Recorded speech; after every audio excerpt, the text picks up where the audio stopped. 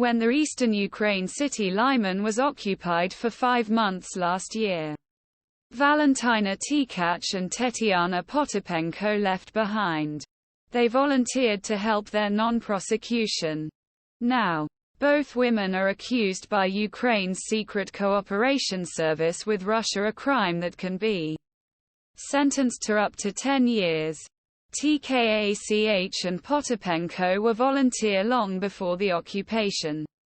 Since the time of Soviet Lyman's population has arranged itself to provide better coordination with local authorities. The inhabitants of each of cities, micrdistricts, inhabitants, generally known as women, and street officials. Municipality. Municipality-They are nominated for protecting and contacting with President's office on their behalf. This study is coordinated by President of the neighborhood chosen by residents. When he seized Russia Lyman, local leaders in the micrdistricts of TKACH and Potapenko escaped and women took steps to assume their roles. Today, they believe that they are punished for helping others.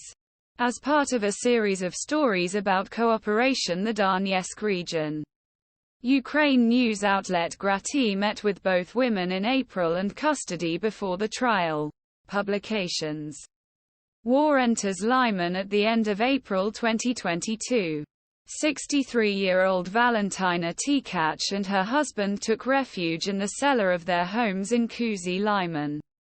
Tkach's street, like most of North Lyman, were special single-story houses that host old women who refused to leave when the war began. Tkach, a street officer in social work for many years, began to help his elderly neighbors in food and care. When the second entered the bed, another octagonal neighbor, Vira Pymenovna, looked at Naumova and fed it. Russian troops approached Lyman on May 22. Tkach says it was the most terrible ardment that night. All our streets were burning. And that night most of the houses were destroyed.